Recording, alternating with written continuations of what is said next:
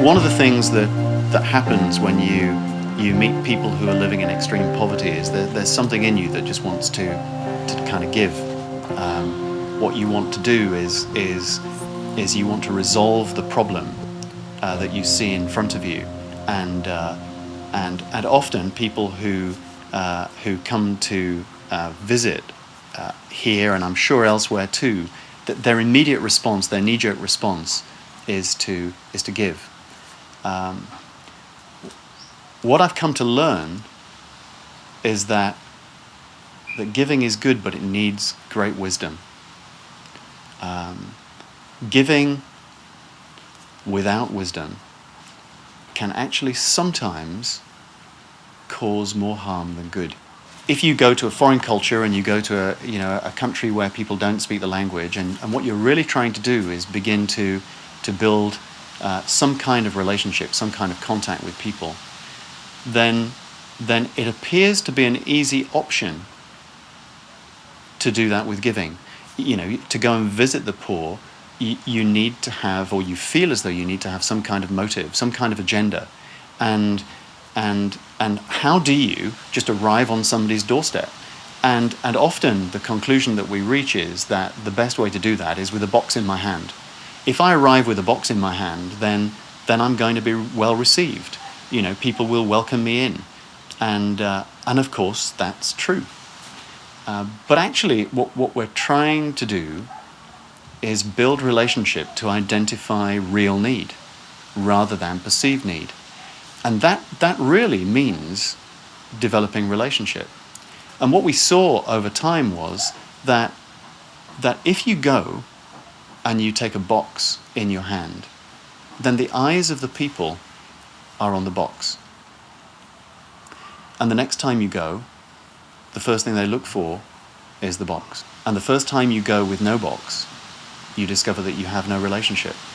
So, of course, like everybody else, the most boring meetings I ever been to in my life has always been the missionary meetings. People, they come up, they have 200 photographs of elephants and other stuff from Africa, and they come back and they speak about that, and it's just such a boring, and it's like one of the best places to sleep is in church when missionary comes and speak, and that's just the truth. It's really sad, but that's just the truth. Many times we see now in these days that mission is about actually getting on this bus trip down to a poor country, looking whatever is poor down there, having a nice time, taking photos, and then going home.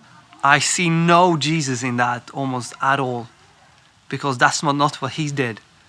He was actually stepping in with these people.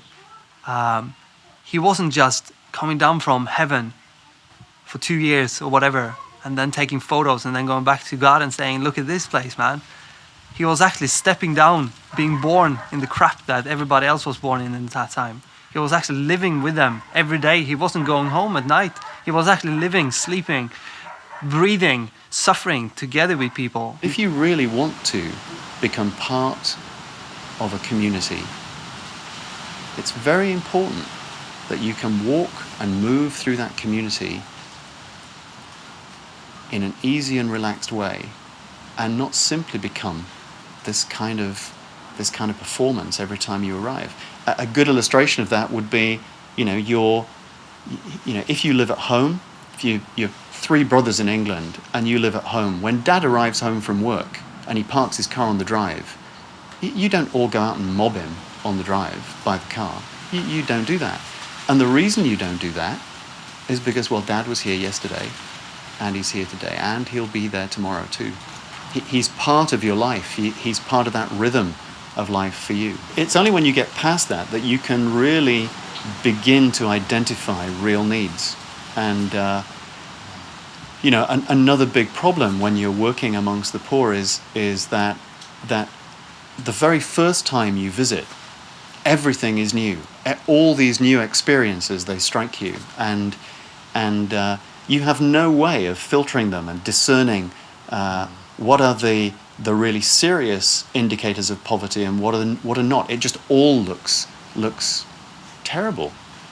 But the more you go, the more you visit, the more time you spend, you suddenly find that there are subtleties in that some of these things that you've identified as indicators of poverty are simply cultural differences. And you could spend a lot of your life trying to fix things that are not wrong at all. They're just culturally different. To separate those things out, to identify those things that actually need fixing, those things where people want help, those things where there is a very real need, it just takes time. I think another problem is that because as outsiders going into an environment like that, because we do draw these conclusions, we're tempted to draw these conclusions quickly about what needs to be done and what doesn't need to be done, then we can find ourselves helping people, and in doing so, create terrible jealousies. Romania is located in southeastern Europe, bordering the Black Sea between Bulgaria and Ukraine. The post-war Soviet occupation led to the formation of a Communist People's Republic in 1947. The communist rule of dictator Nicolae Ceausescu, who took power in 1965, was overthrown in late 1989 when Ceausescu was executed. Romania joined NATO in 2004 and since 2007 is an emerging European Union member country. Lee Saville was a solicitor in the city of Sheffield in the United Kingdom. In 1996, the Lord called him to work together with a group of Romanian locals amongst street children in the city of Arad in northwest Romania, which proved to be the beginning of a steep learning curve. I'd come from a world where my ability to communicate was everything to me. That's how lawyers are, their ability to make themselves understood. And I stepped into this world in which my ability to communicate had just been completely stripped away. And so suddenly I was very, very vulnerable. And so I would find myself sometimes miming things to children on the street. And then them, because they had the patience with me, they would sit until they got it. And then they would go to the shop with me, these kids walking me by hand into the local shop. And then they would ask for the thing that I was wanting. And so I was actually in many, many ways dependent on them. I can remember sitting on the pavement, actually on the curb at the edge of the road, just crying, and this little kid coming and putting his arm around me and saying to me, "But why are you crying? Why are you crying? Don't cry. Don't cry. It'll be okay. Don't cry," which of course just made me cry more. And a lot of that year was spent learning. So in 1996 and 1997, then kids would sleep in holes like this one, and here you can see there are these are steam pipes. They carry steam and hot water from just outside of the city, and they bring that hot water into the apartment blocks and so on and so forth. So everywhere where these pipes go underground, it would create this kind of almost centrally heated environment. And what the kids would do in order to try and get some of that heat out is begin to rip the insulation off here, and that would then expose pipes that at some times of year would be so hot that you could cook beef burgers on them. This hole would be big enough for a few people to get underneath this concrete shelf, and a few people also to sit upright in between these pipes. I think when you first get to meet people who are living on the street, they're really very protective about the places where they're living. They're very vulnerable at night. And in 1996, 97, as we got to know more and more kids, then they would bring us back to the places that they slept. And I think for me, to find young children at that time living in holes in the ground with other children looking after them was really quite a shock. Some of the holes that we found had standing water in the bottom of them as the hot water pipes leaked, and the pipes would be covered in any materials at all that the kids could find to protect them from getting burned, and children would sleep 2 or 3 on top of those pipes. I think at night a huge problem was that children were scared of coming out of the hole, which would mean that everything would be done inside the hole, that meant that there would be, just hideous smells coming out of these places, and I think that led to a common misunderstanding by people that these were sewers. They're just not sewers. I think it's very difficult to come face to face with situations where children are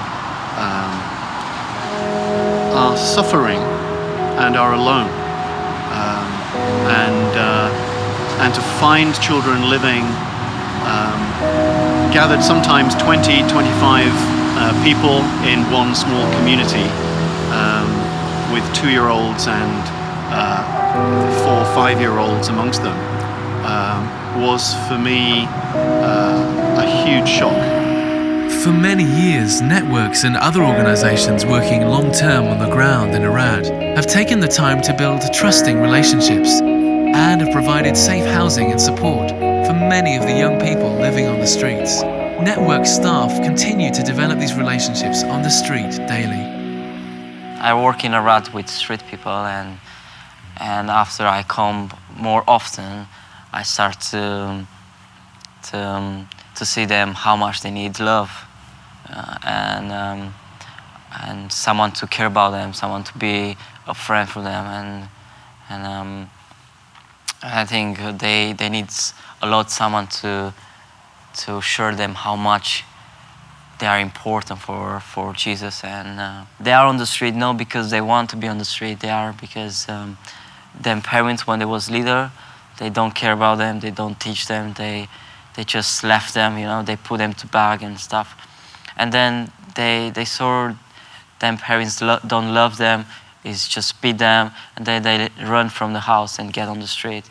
And then I try to show them love, because they grow up on the street and they don't find love, and I go in a day and just stay with them and talk with them, pray with them, go at football, go to have fun, just to be busy, and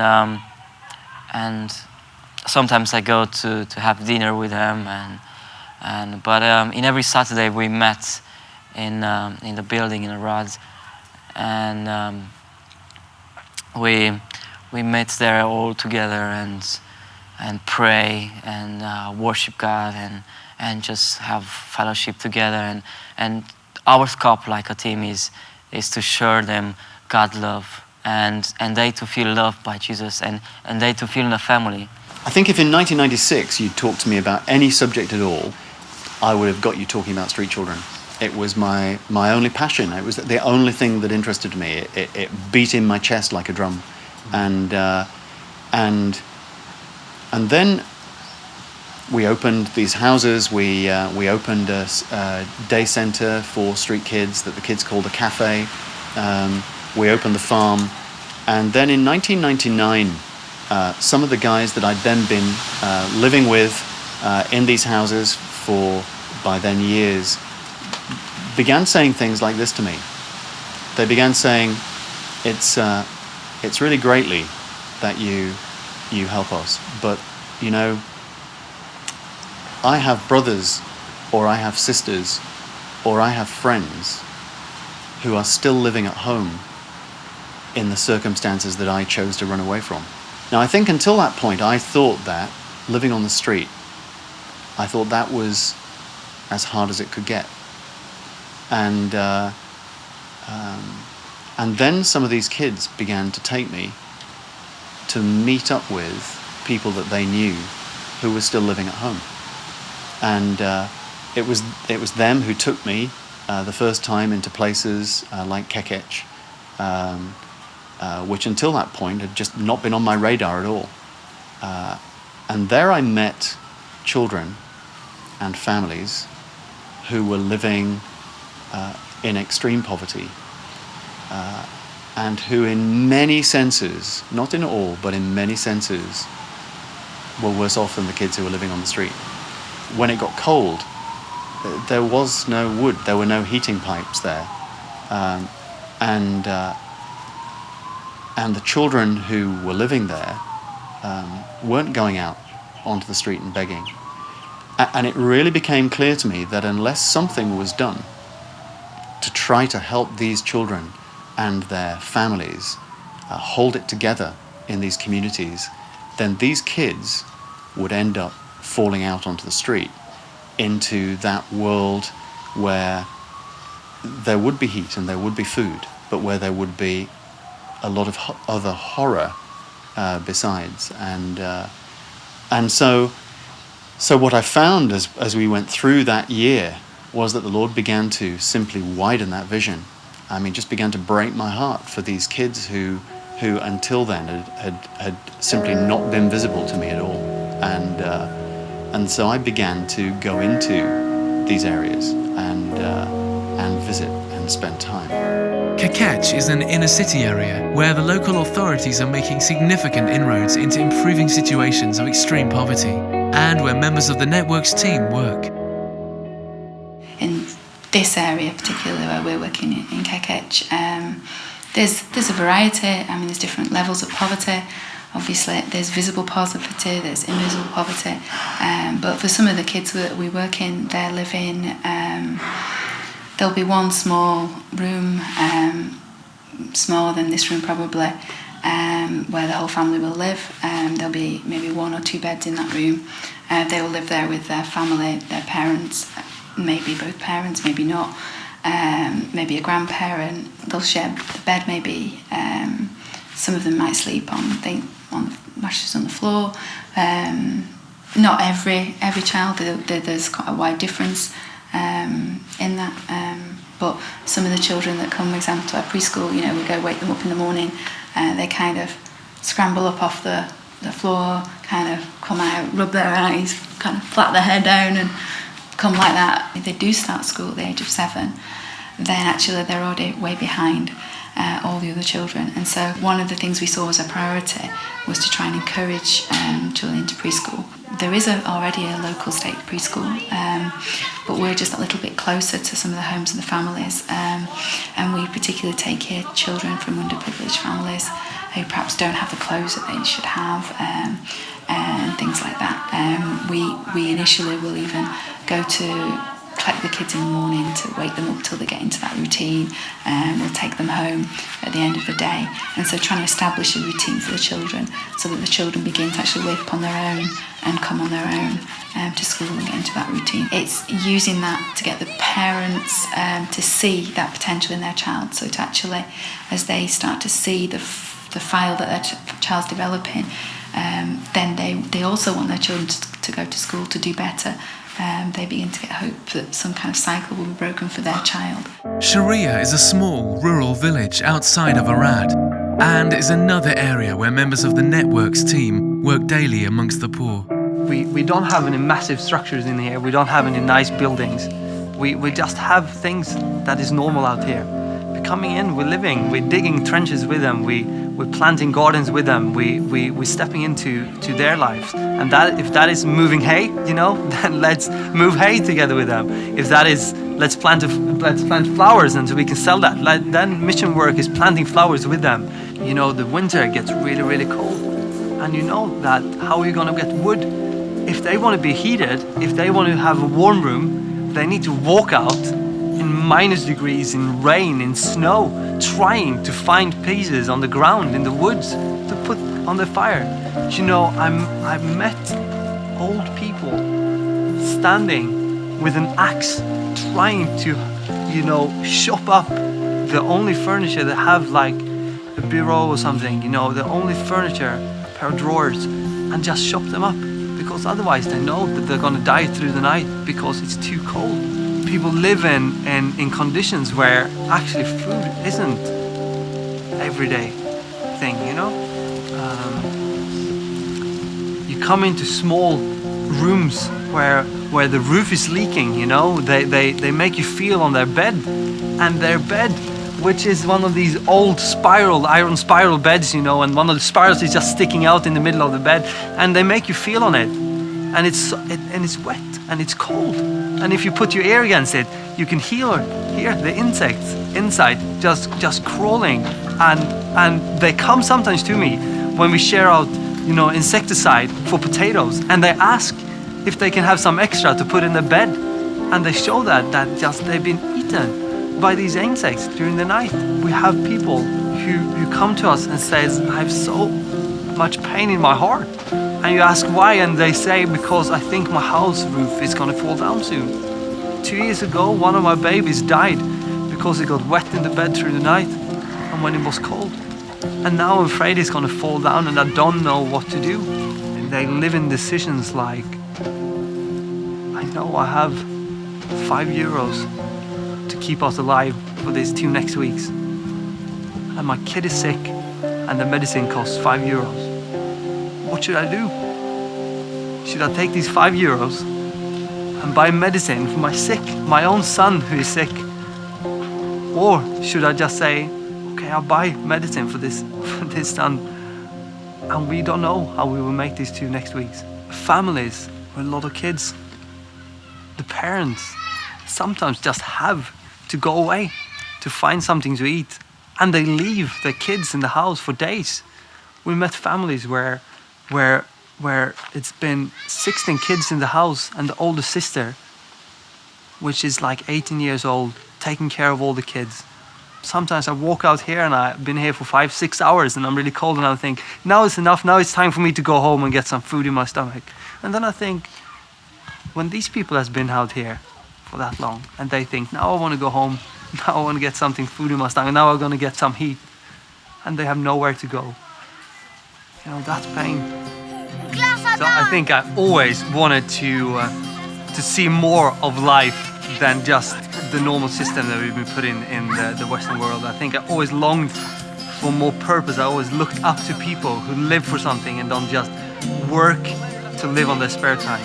Every person, every individual have different needs and different solutions to their lives. It can never work to just put in a system and that will solve all problems. So my job is to go out there and learn to know these families and see what actually they need. When you meet some people, they might just need somebody to cry with. Some people might just need some medicine because they are sick. Some people might need a loan. Some people have a leaking roof, and then you need to help them out with that. In a village like this, we're trying to step in with them and help them grow their gardens, help them stepping up. It's such a hard place to, when you don't have anything. You might have a garden, you might have a plot of land, but if you don't have any tools, you can't actually work it. If you don't have any money to make the investments of plowing the garden in the first place, you can't actually grow anything in it. So what I'm trying to do is just getting in here and get a feeling for what it's actually needed to be done. So what we do is, for example, we plow 50 gardens every year. We step in with the families that we think can take care of that. We have micro businesses like we're growing flowers in here, and I'm trying to manage this. Right now we're starting up a hat project, and I'm trying to be with the people and learning them to crochet and teaching them to crochet and just trying to lift up the community all together. I think for me, something that was a really important lesson was spending time in Kekec over time with a group of guys that I got to know who had got to that point where they weren't looking for any box or gift. They just wanted relationship. They wanted friendship. And they would talk several times over several weeks. I heard them speaking about this old lady, and they would speak about this old lady, and all of them wanted to do something for her. They would say, have you seen her today? Have you seen her house? We need to do something about that. And I said to them, let's go and see. And when we arrived at the house, it was just in really bad shape. And I said to them, so what could we do? And they began to talk about what could be done. And what they wanted to do was provide her with a good roof, a safe roof that would keep the rain out. And we had some old tin gutters up at Touts. And one of these guys had experience of working with tin. And I said to him, okay, well, well, what if we manage to get some wood and we bring some of these tin gutters down? Do you think you could work with it and actually hammer it all out and make a roof out of tin for it that would keep the rain out? He said, yeah. And we worked over 2 days, and we put a roof on. Now, at the end of it, this man, this tin worker, he had a lot of children. And I said to him, you know, I just want to bless you, really. You've just been such a great blessing to this old lady now, and I just want to thank you for what you've done. And you've worked here and not been able to work anywhere else. I just want to give you a little bit of money so you can buy some food for your kids. And he said this to me. He said, put your money away. He said, I've walked past this house and seen the circumstances in which this woman has been living for months now. And every time I've walked past, I've wanted to do something to help her, and I've never been able to do. I feel as though we've really done something for her. And if you pay me for that,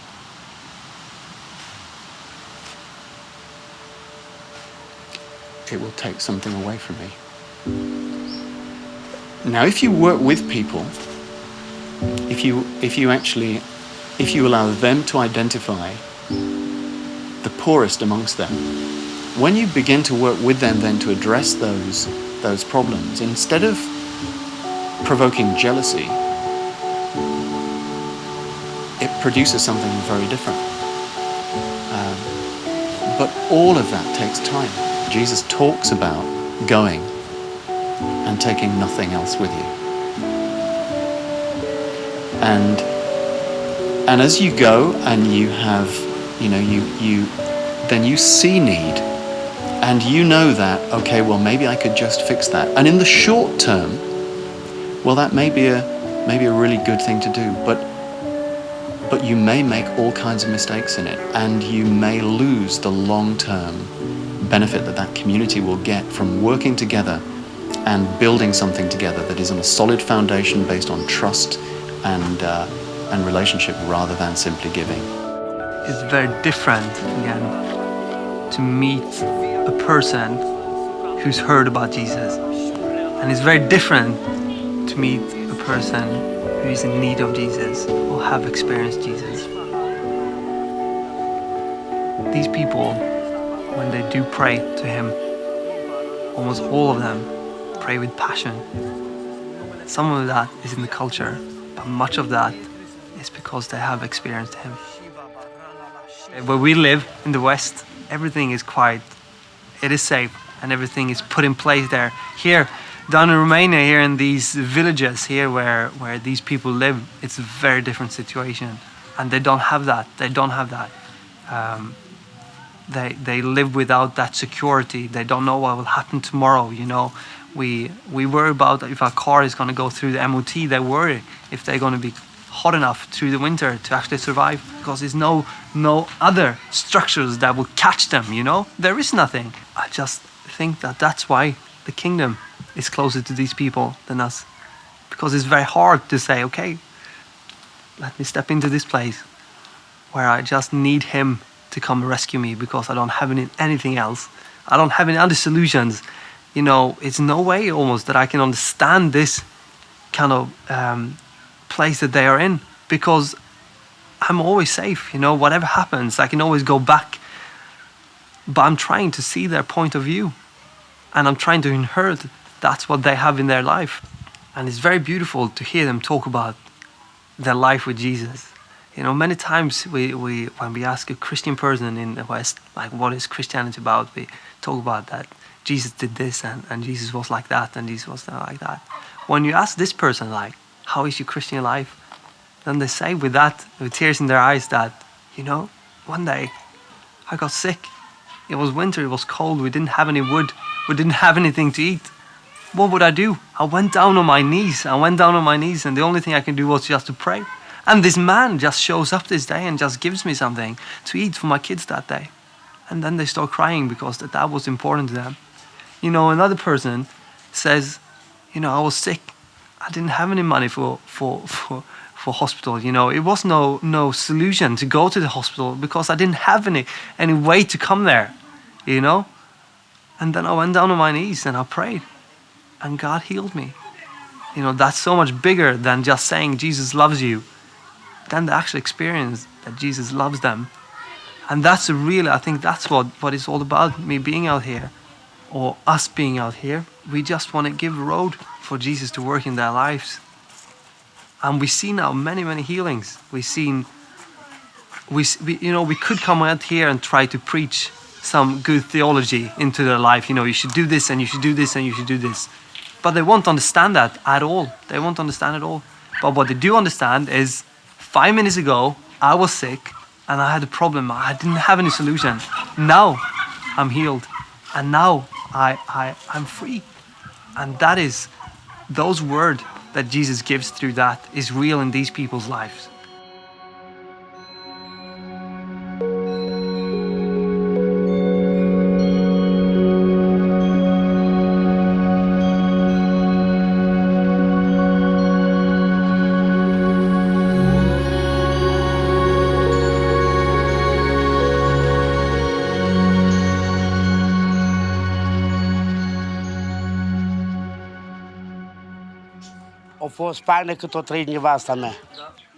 It was better when my wife was alive. It was easier.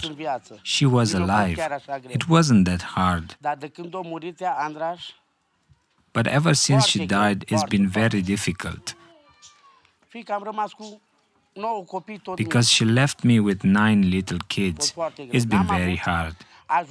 There was nobody to help me. They can help us even in the future, because I'm poor. Help for my kids, it's always needed. And whatever the state gives, it's not enough. There are times when I need to borrow money from the grocery store, for example. What we always need is food. To have food on the table. If they could give us seeds in the spring, it's just to have food for our kids, for us to be able to go on living. If we don't have food, we'll just die. Only they helped me. They gave me all the help I needed. If I needed a medicine, it was them I went to. They helped me. They gave it to me. Thanks. First and foremost, I'm thanking God. And then I thank them, because in my pain, it was them who helped me. For future reference, whenever I need medicine or food, I'll go to them.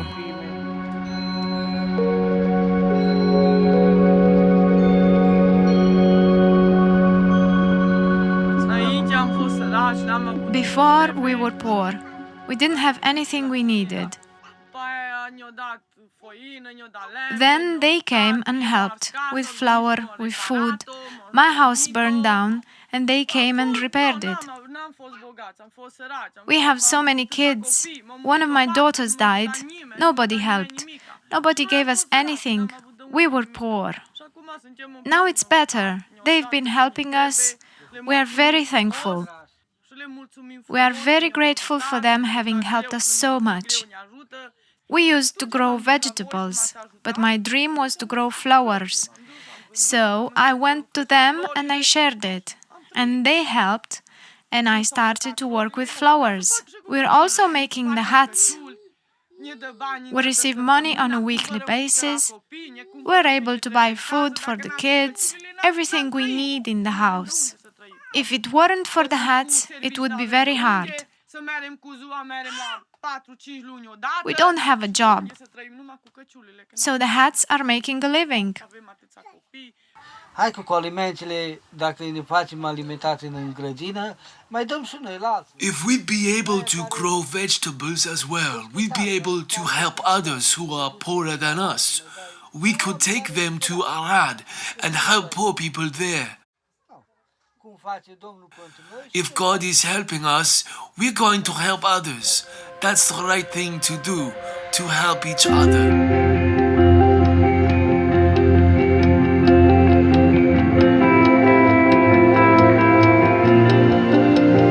I think something else that often people ask us is, you're working and doing all this stuff, and yet in the communities where you are, there's still so much poverty.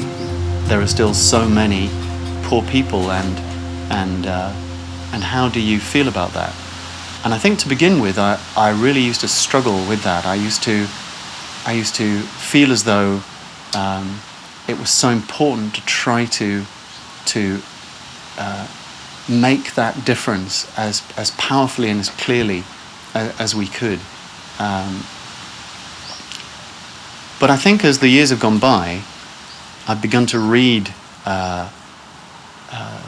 the words of Jesus in relation to the poor slightly differently. Jesus says, the poor will always be with you.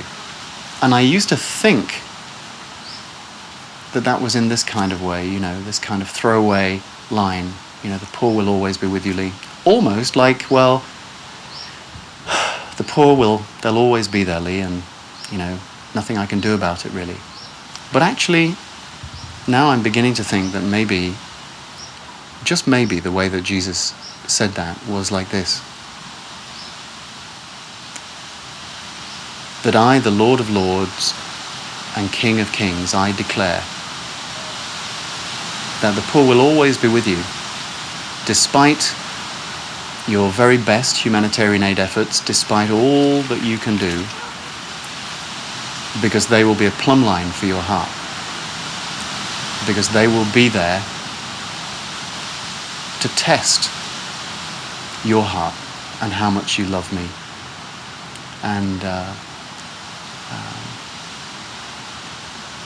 And so as we work in these communities, I no longer think that we will make them rich.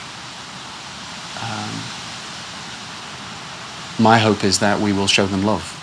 And I think what we've come to understand as we've worked amongst the poor is that they change us more than we change them, that we have learned more from them than they have learned from us. You're trying to battle in the front. You're trying to bring in the light to dark places. You're no longer just standing talking about it. You actually want to make a road for Jesus to come and touch these people. And that's the battlefield. That's what everything is about. That's where Jesus want to go. That's where his attention is. That's where he want to put his attention to. And just living in that place is just very exciting.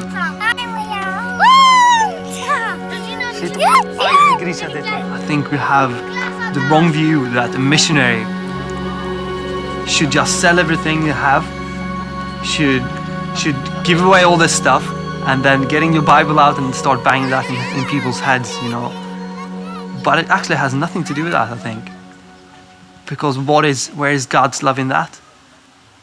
I think a missionary is just so much deeper within us. A call within us. A call that you're gonna actually be sent to a place where it's dark. And it's not about just trying to do good deeds and trying to move and sell everything you own.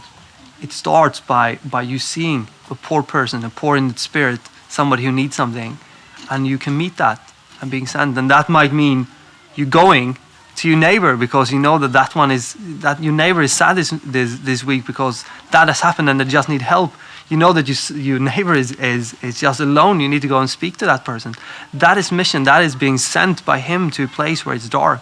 If life is about actually getting a nice job and getting nice stuff in your life and getting security, then mission would be to help them do that. But if life is about love and if life is about Jesus, then it has nothing to do with that. Then we have to go in and show that. And the way you show love to people is stepping in with them. Give a cup of water to the one who's thirsty. Jesus says that the kingdom of heaven belongs to little children. And he says that it is possessed by the poor.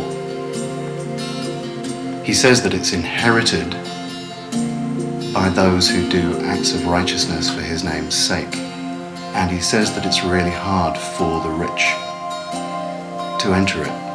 And when we spend time sometimes with the poor, although they seem to have nothing, there is a joy amongst them.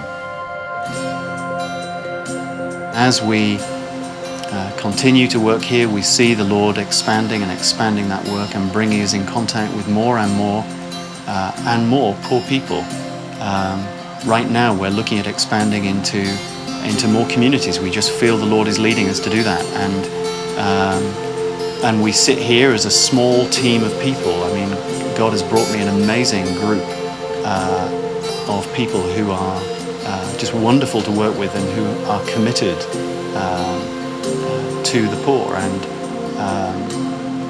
I look at these communities and think, well, where would there be enough to be able to reach out to all of these people? Well, I believe that God has enough. I believe that He does, and I believe that our part is simply to carry His love to them.